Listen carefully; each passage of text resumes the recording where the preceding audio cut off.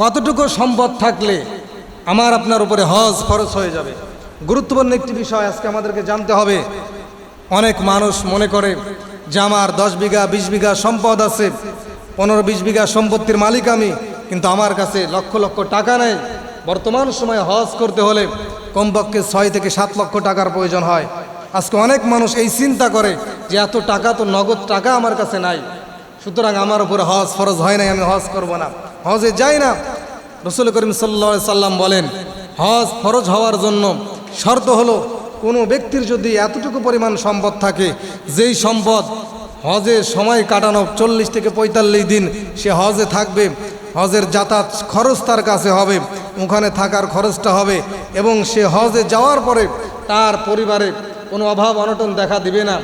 সব কিছু মেনটেন করে, সব কিছু কমপ্লিট করে যদি এই পরিমাণ অতিরিক্ত সম্পদ থাকে, যেই পরিমাণ সম্পদ সে ব্যয় করলে পরিবারে কোনো ক্ষতিগ্রস্ত হবে না, অভাবের মধ্যে পড়বে না, না খেয়ে থাকতে হবে না, হজ থেকে আসার পরে অসহায় হবে না, এই পরিমাণ সম্পদ যদি অতিরিক্ত থাকে, এতটুকু সম্পদ থাকলেও আপনাকে হজ করতে হবে। আল্লাহ রাব্বুল আলামিন পবিত্র কালামুল্লাহ শরীফের মধ্যে বলেন যে যাদের উপর হজ ফরজ করা হয়েছে, যাদের সামর্থ্য হয়ে গেছে, সম্পদ আছে, টাকা আছে, তারা যেন বাইতুল্লাহ জিয়ারত করে হজ করে। রাসূল করিম সাল্লাল্লাহু আলাইহি সাল্লাম বলেন, মান আরাদাল হাজ্জা ফালিওয়াজ্জিল, যে ব্যক্তি হজ করার ইরাদা করবে সে যেন একটু তাড়াতাড়ি করে, কেননা হয়তো এখন আপনার সম্পদ আছে, এমন সময় আপনার জীবনে আসতে পারে আপনার সম্পদ ফুরিয়ে যাবে, শেষ হয়ে যাবে, আপনি তখন ইচ্ছা করলেও যেতে পারবেন না। এই জন্য যখন আল্লাহ তাআলা আপনাকে অসাদ দিয়েছেন, সামর্থ্যবান করেছেন, আপনি তখনই হজ করুন।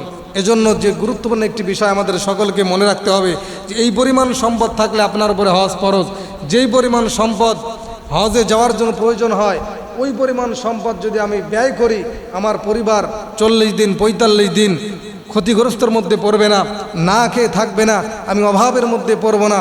অতিরিক্ত এতটুকু সম্পদ যদি আপনার থেকে থাকে, আপনার উপরে কিন্তু হজ ফরজ।